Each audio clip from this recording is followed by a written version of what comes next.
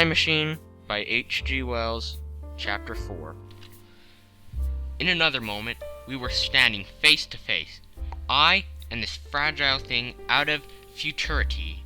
He came straight up to me and laughed into my eyes. The absence from his bearing of any sign of fear struck me at once. Then he turned to the two others who were following him and spoke to them in a strange and very sweet liquid tongue. There were others coming, and presently a little group of perhaps 8 or 10 of these exquisite creatures were about me. One of them addressed me. It came into my head, oddly enough, that my voice was too harsh and deep for them. So I shook my head, and pointing to my ears, shook it again. He came a step forward, hesitated, and then touched my hand. Then I felt the other soft little tentacles upon my back and shoulders. They wanted to make sure I was real. There was nothing in this at all alarming. Indeed, there was something in these pretty little people that inspired confidence, a graceful gentleness, a certain childlike ease. And besides, they looked so frail that I could fancy myself flinging the whole dozen of them about like ninepins. But I made a sudden motion to warn them when I saw their little pink hands filling at the time machine. Happily, then, when it was not too late, I thought of a danger I had hitherto forgotten, and reaching over the bars of the time machine, I unscrewed the little levers that would set it in motion, and put these in my pocket. Then I turned again to see what I could do in the way of communication. The people looking more nearly into their features, I saw some further peculiarities in their Dresden china type of prettiness. Their hair, which was uniformly curly, came to a sharp end at the neck and cheek. There was not the faintest suggestion of it on the face, and their ears were singularly minute. The mouths were small, with bright red, rather thin lips, and the little chins ran to a point. The eyes were large and mild, and this may seem egotism on my part. I fancied even that there was a certain lack of the interest I might have expected in them, as they made no effort to communicate with me, but simply stood round me smiling and speaking in soft cooing notes to each other. I began the conversation. I pointed to the time machine and to myself, then hesitating for a moment how to express time, I pointed to the sun. At once, a quainty, pretty little figure in cheered purple and white followed my gesture, and then astonished me by imitating the sound of thunder. For a moment I was staggered, though the import of his gestures was plain enough. The question had come into my mind abruptly. Were these creatures fools? You may hardly understand how it took me.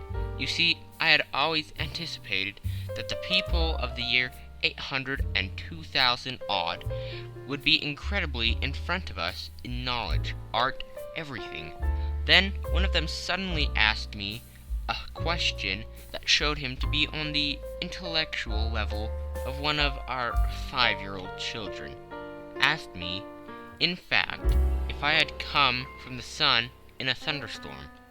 It let loose a judgment I had suspended upon their clothes, their frail light limbs and fragile features. A flow of disappointment rushed across my mind. For a moment I felt that I had built the time machine in vain. I nodded, pointed at the sun, and gave them such a vivid rendering of thunderclap as startled them. They all withdrew a pace or so and bowed. Then came one laughing towards me, carrying a chain of beautiful flowers altogether new to me, and put it about my neck.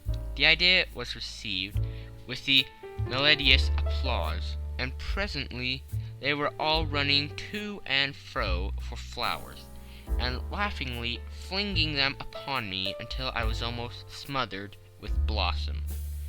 You who have never seen the like can scarcely imagine what delicate and wonderful flowers countless years of culture had created.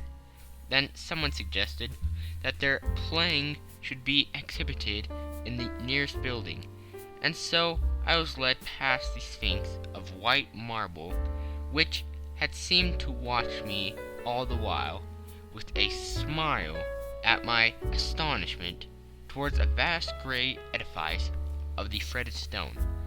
As I went with them, the memory of my confidence, anticipations of a profound, grave, and intellectual posterity came, with merriment, to my mind. The buildings had a huge entry, and was altogether of the colossal dimensions. I was naturally most occupied with the growing crowd of little people, and with the big open ports that yawned before me, shadowy and mysterious. My general impression of the world I saw over their heads was a tangled waste of beautiful bushes and flowers. A long neglected and yet weedless garden, I saw a number of tall spikes of strange white flowers measuring a foot perhaps across the spread of the waxen petals. They grew scattered as if wild among the vegetated shrubs, but, as I say, I did not examine them closely at this time. The time machine was left deserted on the turf among the rhododendrons. The arch of the doorway was richly carved, but naturally I did not observe the carving very narrowly, though I fancied I saw suggestions of old Phoenician decorations as I passed through, and it struck me that they were very badly broken and weather-worn. Several more brightly clad people met me in the doorway, and so we entered.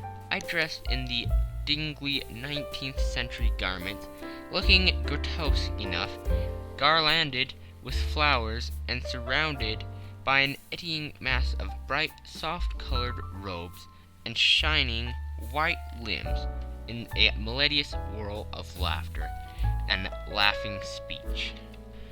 The big doorway opened into a proportionally great hall hung with brown. The roof was in shadow, and the windows, partially glazed with colored glass and partially unglazed, admitted a tempered light. The floor was made up of huge blocks of some very hard white metal, not plates nor slabs, blocks, and it was so much worn as I channeled along the more frequent ways. Transversely to the length were innumerable tables, more of slabs of polished stone, raised perhaps a foot from the floor, and upon these were heaps of fruits. Some I recognized as a kind of hypertropical raspberry and orange, but for the most part they were strange. Between the tables were scattered a great number of cushions. Upon these my conductors seated themselves, signing for me to do likewise. With a pretty absence of ceremony they began to eat the fruit with their hands, flinging peel and stalks, and so forth, into the round openings in the sides of the tables. I was no loath to follow their example, for I felt thirsty and hungry. As I did so, I surveyed the hall at my leisure, and perhaps the thing that struck me most was its dilapidated look. The stained glass windows, which displayed only a geometrical pattern, were broken in many places, and the curtains that hung across the lower end were thick with dust, and it caught my eyes that the corner of the marble table near me was fractured. Nevertheless, the general effect was extremely rich and picturesque. There were perhaps a couple of hundred people dining in the hall, and most of them, seated as near to me as they could come, were watching me with interest, their little eyes shining over the fruit they were eating. All were clad in the same soft and yet strong, silky material. Fruit, by and by, was all their diet. These people of the remote future were strict vegetarians, and while I was with them, in spite of some carnal cravings, I had to be frugivorous also. Indeed, I found afterwards that horses, cattle, sheep, dogs had followed the ichthyosaurs into extinction. But the fruit were very delightful. One in particular that seemed to be in season all the time I was there, a floury thing in a three-sided husk, was especially good, and I made it my staple. At first I was puzzled by all these strange fruits and by the strange flowers I saw, but later I began to perceive their import. However, I am telling you of my fruit dinner in the distant future now. So soon as my appetite was little checked, I demonstrated to make a resolute attempt to learn the speech of these new men of mine. Clearly, that was the next thing to do. The fruits seemed a convenient thing to begin upon, and holding one of these up, I began a series of interrogative sounds and gestures. I had some considerable difficulty in conveying my meaning. At first, my efforts met with a stare of surprise or inexhaustible laughter. But presently a fair-haired little creature seemed to grasp my intention and repeated a name. They had to chatter and explain the business at great length to each other. My first attempt to make these exquisite little sounds of their language caused an immense amount of amusement.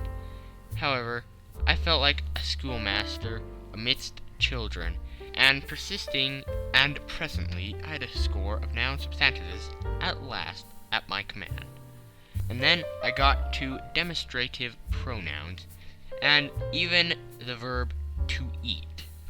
But it was slow work, and the little people soon tired and wanted to get away from my interrogations, so I determined rather of necessity to let them give their lessons in little doses when they felt inclined, and very little doses I found they were before long, for I never met people more indolent or more easily fatigued. A queer thing I soon discovered about my little hosts, and that was their lack of interest. They would come to me with eager cries of astonishment, like children, but like children they would soon stop examining me, and wander away after some other toy. The dinner and my conversational beginnings ended. I noted for the first time that almost all those who had surrounded me at first were gone. It is odd, too, how speedily I came to disregard these little people. I went out through the portal into the sunlit world again. As soon as my hunger was satisfied, I was continually meeting more of these men of the future, who would follow me a little distance, chatter and laugh about me, and, having smiled and gesticulated in a friendly way, leaving me again to my own devices.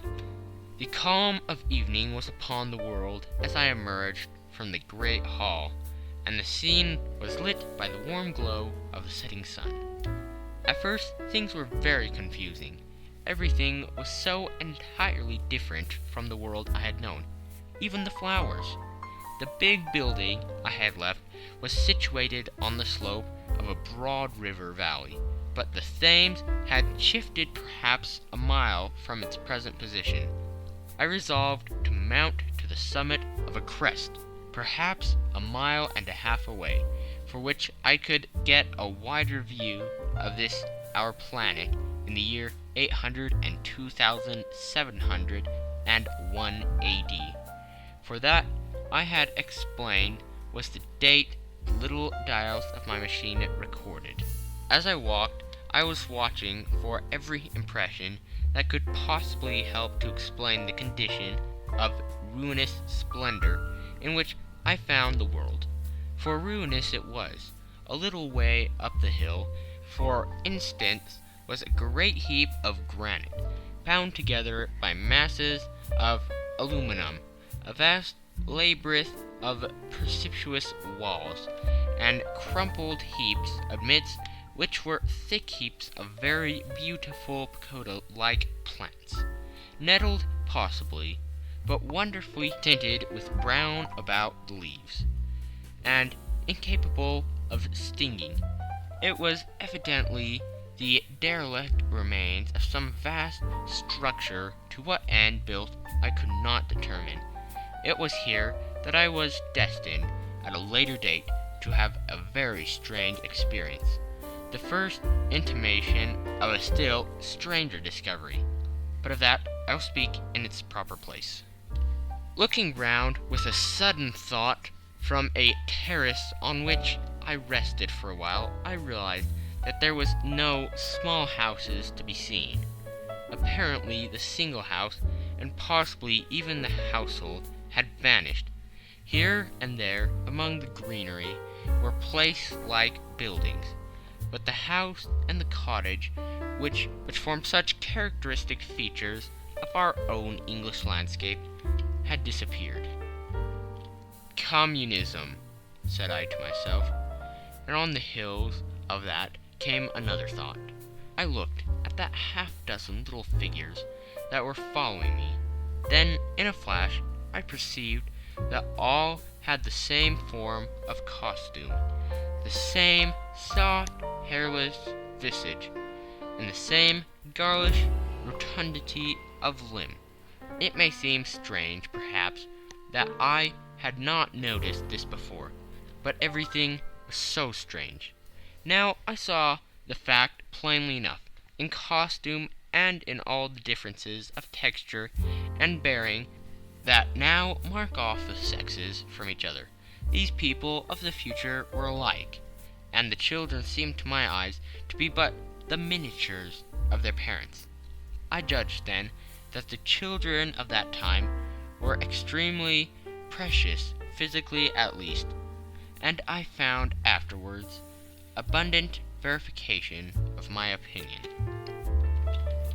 Seeing the ease and security in which these people were living, I felt that this close resemblance of the sexes was after all what one would expect, for the strength of a man and the softness of a woman, the institution of the family, and the differentiations of occupations are more militant necessities of an age of physical force, where population is balanced and abundant. Much childbearing becomes an evil rather than a blessing to the state, where violence comes but rarely and offspring are secure. There is less necessity, indeed, there is no necessity for an efficient family, and the specialization of the sexes, where reference to their children's needs disappears. We see some beginning of this even in our own time, and in this future age it was complete.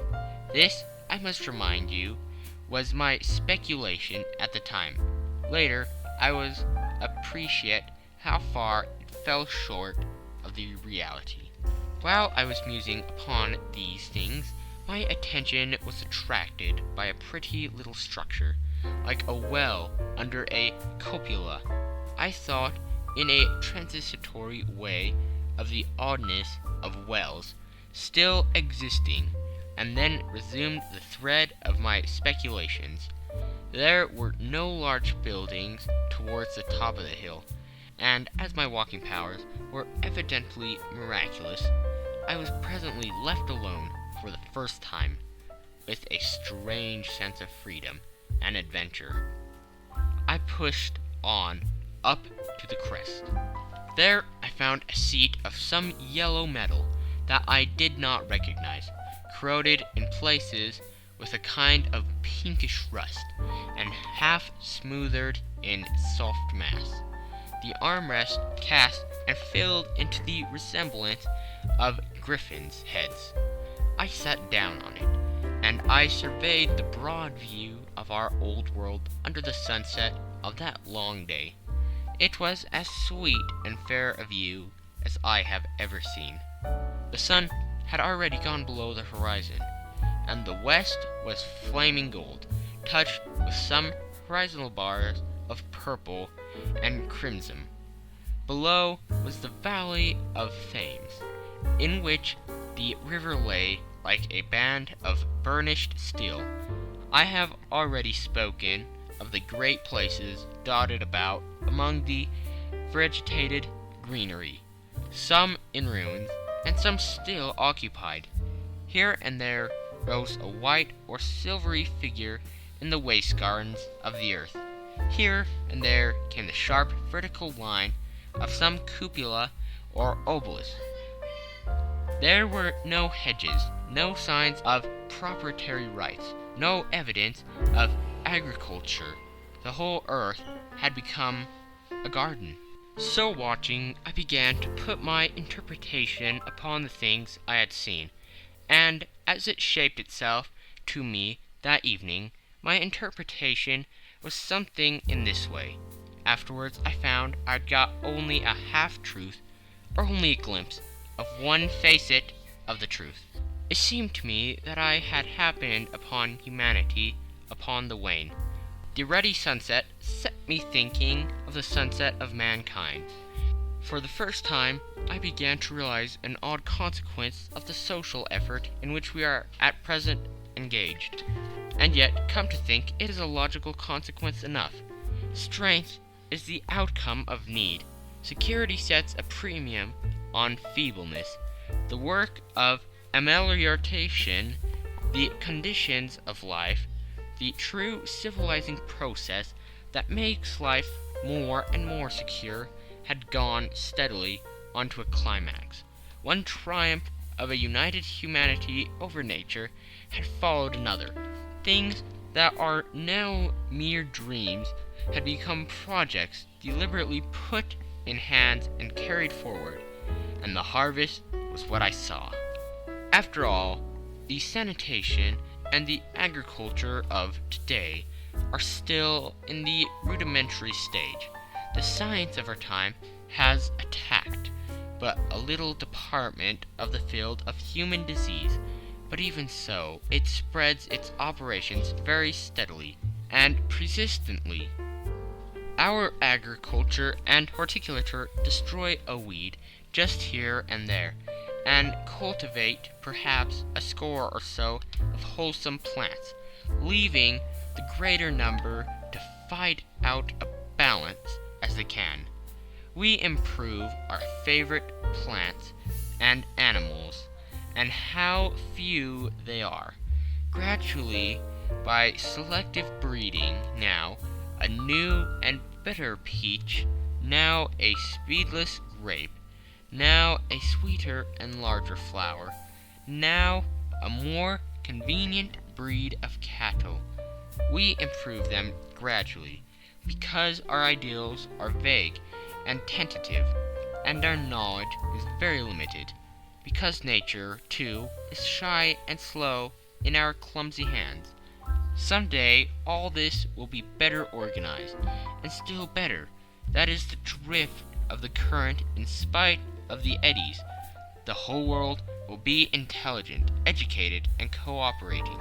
Things will move faster and faster towards the subjection of nature. In the end, wisely and carefully, we shall readjust the balance of animal and vegetable life to suit our human needs. This adjustment, I say, must have been done, and done well. Done, indeed, for all time, in the space of time across which my machine had leaped. The air was free from gnats, the earth from weeds or fungi. Everywhere were fruits and sweet and delightful flowers. Brilliant butterflies flew hither and thither. The idea of preventive medicine was attained. Diseases had been stamped out. I saw no evidence of any contagious diseases during all my stay, and I shall have to tell you later that even the process of purification and decay had been profoundly affected by these changes. Social triumphs, too, had been effected. I saw mankind housed in splendid shelters, gloriously clothed, and As yet, I had found them engaged in no toil. There were no signs of struggle, neither social nor economical struggle. The shop, the advertisement, traffic, all the commerce which constitutes the body of our world was gone. It was natural, on that golden evening, that I should jump at the idea of a social paradise. The difficulty of increasing population had been met, I guessed, and population had ceased to increase. But with this change in condition comes inevitably adaptation to the change. What, unless biological science is a mass of errors, is the cause of human intelligence and vigor, hardship and freedom, conditions under which the active, strong, and subtle survive, and the weaker go to the wall, conditions that put a premium upon the loyal alliance of capable men, upon self-resistant patience and decision, and the institution of the family, and the emotions that arise therein, the fierce jealousy, the tenderness for offspring, parental self-devotion, all found their justification and support in the imminent dangers of the young. Now, where are these imminent dangers? There is a sentiment arising, and it will grow again, connubial, jealousy against fierce maternity, against passion of all sorts, unnecessary things now, and things that make us uncomfortable, savage, survivors, descenders in a refined and pleasant life. I thought of the cycle slightness of the people, their lack of intelligence, and those big, abundant ruins, and it strengthened my belief in a perfect conquest of nature, for after the battle comes quiet. Humanity had been strong, energetic, and intelligent, and had used all its abundant vitality to alter the conditions under which it lived. And now came the reaction of the altered conditions. Under the new conditions of perfect comfort and security, that restless energy that with us is strength would become weakness. Even in our own time, certain tendencies and desires once necessary to survival are a constant source of failure. Physical courage and the love of battle, for instance, are no great help, may even be hindrances to a civilized man, and in a state of physical balance and security, power, intelligence as well as physical, would be out of place. For countless years I judged there had been no danger of war or solitary violence, no danger from wild beasts, nor wasting disease to require strength of constitution, no need of toil. For such a life, what we should call the weak are used as well equipped as the strong, are indeed no longer weak. Better equipped indeed they are, for the strong would be fretted by an energy for which there was no outlet. No doubt the exquisite beauty of the buildings I saw was the outcome of the last surgings of the now purposeless energy of mankind before it settled down into perfect harmony with the conditions under which it lived. The flourish of that triumph which began the last great peace, this has ever been